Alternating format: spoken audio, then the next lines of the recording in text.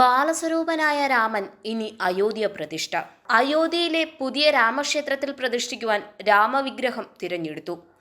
രാമന്റെ ബാലരൂപമാണ് പ്രതിഷ്ഠയായി തിരഞ്ഞെടുത്തത്. കേന്ദ്രമന്ത്രി പ്രഹ്ലാദ് ജോഷിയാണ് ഇക്കാര്യം എക്സിലൂടെ അറിയിച്ചത്. മൈസൂരിലെ ശില്പി യോഗിരാജ് അരുണാണ് രാമന്റെ ബാലവിഗ്രഹം നിർമ്മിച്ചത്. പ്രധാനമന്ത്രി നരേന്ദ്രമോദി ഉൾപ്പെടെയുള്ള പ്രമുഖർ പങ്കെടുക്കുന്ന പ്രതിഷ്ഠാ ചടങ്ങ് ജനുവരി 22-ന് നടക്കും. 5 വയസ്സ് പ്രായമുള്ള രാമനെയാണ് ശില്പി നിർമ്മിച്ചിരിക്കുന്നത്. 51 ഇഞ്ചാണ് ശില്പത്തിന്റെ ഉയരം. 3 ഡിസൈനുകളാണ് യോഗിരാജ് അരുൺ ഉണ്ടാക്കിയത്. അതിൽ നിന്ന് ഒരെണ്ണം തിരഞ്ഞെടുക്കുകയായിരുന്നു. ശില്പി യോഗിരാജിനെ അഭിനന്ദിച്ച മുൻ കർണാടക മുഖ്യമന്ത്രിയും BJP നേതാവുമായിരുന്ന BS യെദ്യൂരപ്പ രംഗത്തെത്തിയിരുന്നു.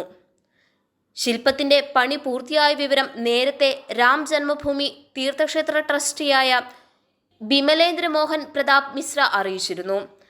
ബാലരാമന്റെ ശില്പം അതിമനോഹരമാണെന്ന് അദ്ദേഹം പറഞ്ഞു. ശില്പം നമ്മോട് സംസാരിക്കുന്നതായി തോന്നും. നിരവധി ശില്പങ്ങൾക്കിടയിൽ ഈ ശില്പത്തിലേക്ക് കണ്ണുകൾ അറിയാതെ പോയി ചേരുമെന്നും അദ്ദേഹം പറഞ്ഞു.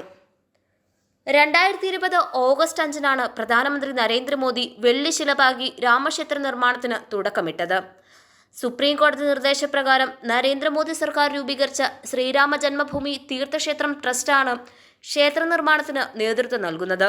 വിശ്വ ഹിന്ദു പരിഷത്ത് പ്രസിഡന്റായിരുന്ന അശോക് സിംഗാളിന്റെ നിർദ്ദേശപ്രകാരം വാസ്തുശില്പി ചന്ദ്രകാന്ത് സോംപുര തയ്യാറാക്കിയ അതേ മാതൃകയിലാണ് ക്ഷേത്രം നിർമ്മിക്കുന്നത്. 235 അടി വീതിയും 360 അടി നീളവും 161 അടി ഉയരവും 54,700 ചതുരശ്രയടി വിസ്തീർണവുമാണ് ക്ഷേത്രത്തിനുള്ളത്. ലോകത്തിലെ തന്നെ 3ാമത്തെ വലിയ ക്ഷേത്രമാണ് അയോധ്യയിൽ ശ്രീരാമ ജന്മഭൂമിയിൽ ഉയരുന്നത്. ജനുവരി 22-ന് നടക്കുന്ന രാമക്ഷേത്ര പ്രതിഷ്ഠ ചടങ്ങ് ലോകം ഉറ്റുനോക്കുകയാണെന്ന് പ്രധാനമന്ത്രി നരേന്ദ്രമോദി പറഞ്ഞു. ഇന്ത്യയുടെ വികസന കുതിപ്പിൽ അയോധ്യ പുതിയ ഊർജമാവുമെന്നും പ്രധാനമന്ത്രി കൂട്ടിച്ചേർത്തു. ഈ മാസം നടക്കുന്ന പ്രതിഷ്ഠാ ചടങ്ങിൽ 6 ദർശനങ്ങളിലെ ശങ്കരാചാര്യരും 150ഓളം സന്യാസിമാരും പങ്കെടുക്കും. 4000ഓളം പുരോഹിതരെയും 2200 മറ്റ് അതിഥികളെയും ചടങ്ങിലേക്ക് ക്ഷണിച്ചിട്ടുണ്ട്.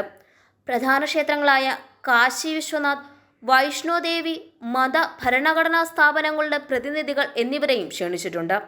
സിനിമാ താരങ്ങളായ രജനീകാന്ത്, അമിതാഭ് ബച്ചൻ, മാധുരി ദീക്ഷിത്, അരുൺ ഗോവിൽ, ചലച്ചിത്ര സംവിധായകൻ മധുർ ഭണ്ഡാർക്കർ, പ്രമുഖ വ്യവസായികളായ മുകേഷ് അംബാനി, അനിൽ അംബാനി എന്നിവരും ചടങ്ങിൽ പങ്കെടുക്കും. പ്രതിഷ്ഠാ ചടങ്ങുകൾക്ക് ശേഷം ജനുവരി 24 മുതൽ 48 ദിവസത്തേക്ക് ആചാരാനുഷ്ഠാനങ്ങളനുസരിച്ച് മണ്ഡലപൂജ നടക്കും. ജനുവരി 23-ന് ക്ഷേത്രം ഭക്തർക്കായി തുറന്നുകൊടുക്കും.